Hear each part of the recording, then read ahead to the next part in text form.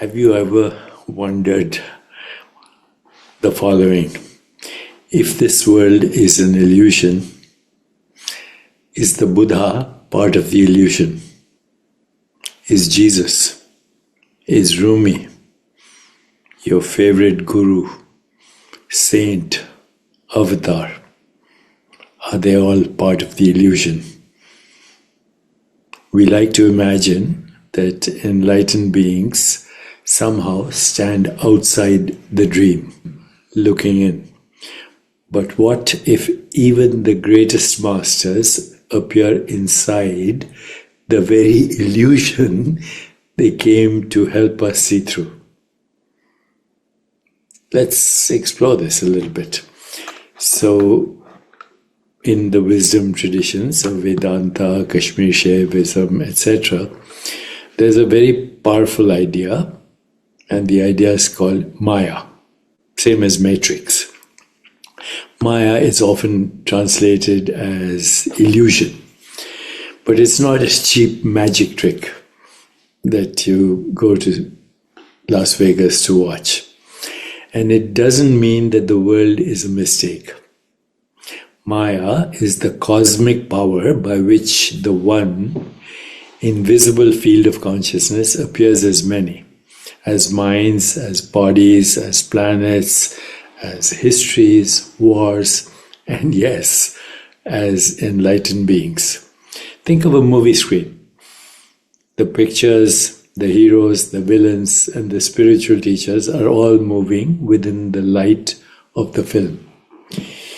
Yet behind all of it, completely untouched, is the silent screen.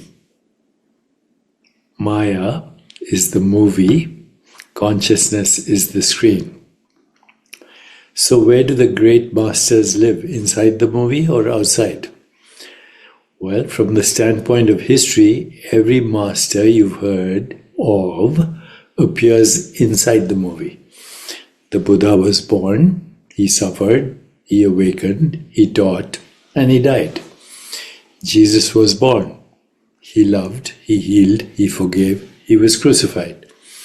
Rumi wrote poetry, fell in love with Shams, grieved, and turned his grief into ecstatic devotion. These are stories in space and time.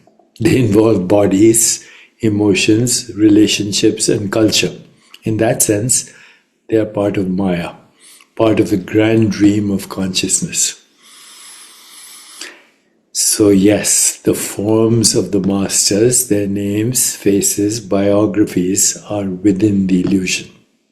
If the masters are also in the dream, what makes them different? The difference is not in the substance of their body or mind, it's in their recognition. An awakened being has seen that their own body, mind, and story are appearances in awareness, not the core of who they are. They know themselves as the same boundless consciousness in which all worlds rise and fall. The Buddha wakes up and realizes, this Buddha is just a wave. My true nature is the ocean. Jesus says, the Father and I are one, not as a claim of specialness, but as a statement of identity with the infinite source. Rumi says, I'm not this hair, I'm not this skin, I'm the soul that lives within. The body-mind stays in the movie. The knowing of I am this limited character dissolves. So in Buddhism, all phenomena, including Buddhas, are empty of any separate permanent self. Your thoughts, your body, and even the enlightened teacher are dependently arisen moment-to-moment appearances. So Buddha doesn't step outside samsara as if leaving a room. Instead, he, she realizes that samsara itself is empty, luminous, transparent. From that realization, something beautiful happens. Samsara and nirvana are seen as not two. The enlightened master still appears in the world, but the world is now experienced as a dance of emptiness not as a prison. So the Buddha form is in the illusion. Buddha awareness is free of illusion, while it appears as that form. Advaita Vedānta puts it another way. It says Brahman alone is absolutely real, and the entire universe is mithya. Mithya means dependent reality, neither absolutely real nor absolutely unreal.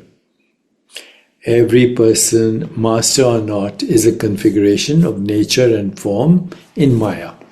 Buddha, Jesus, Rumi, you, me, as long as we take ourselves to be only this limited form, we suffer. Realization in Advaita is the clear seeing that I am not merely this body-mind, I am the limitless awareness in which this body-mind appears and ultimately disappears. So from there, the sage still acts, speaks, laughs and cries, but as an instrument of the whole, not as a separate ego defending a personal story. So in Advaita language, the Guru form is mithya, part of Māyā. The Guru's essence is Brahman, which was never in bondage to begin with. Now, of course, Kashmir Shaivism offers yet another nuance. It doesn't like calling the world just an illusion. It calls the universe Leela, the playful self-expression of one divine consciousness, Shiva. In this view, every form is real as an expression of Shiva's own freedom. The awakened master is Shiva meeting Shiva. Consciousness taking the form of a teacher to remind other forms, you are that as well. Tattvamasi. The illusion is not the world itself. The illusion is the contracted belief that these forms are separate, isolated, and cut off from their source. So the saint is part of the play. But the play and the saint and the seeker are all made of the same substance, pure awareness, pure presence. It's easy to keep enlightenment out there, in distant figures from history, but all of these traditions are saying something much more intimate and radical. They are saying the Buddha you venerate, the Christ you pray to, the poet who breaks you open with a verse, and the you who is listening to these words right now, all arise in the same field of awareness. They're different waves of one ocean. The forms are Māyā, the reality shining through them is not. When you feel devotion to a master, notice what is actually happening. Your heart is responding to a recognition of itself. You are seeing your own true nature reflected in a clearer mirror. So let's turn to the original question and make it a practice. Instead of asking, are awakened masters part of the illusion? Ask, in this moment, what is illusion and what is real? Notice thoughts about yourself, your past and your future, images of Buddha, Jesus, Rumi, your teacher, sensations in the body, emotions moving through the heart. All of these are changing. They come and go in a field of knowing. Now ask quietly, what is this knowing that does not come and does not go? What is this aware presence that was here before the thought me and remains after every story dissolves? That presence is not inside the illusion. The illusion is inside the presence. So yes, at the level of appearance, awakened masters are part of the same vast dream we're all sharing. But their function is unique. They are lucid dreamers in the dream, reminding us that we too are the dreamer, not just the dream character.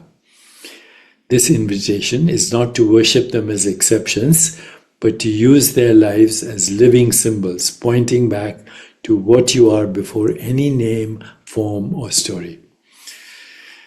So the next time you think of the Buddha, of Christ, of Rumi, or any teacher you love, try this simple shift.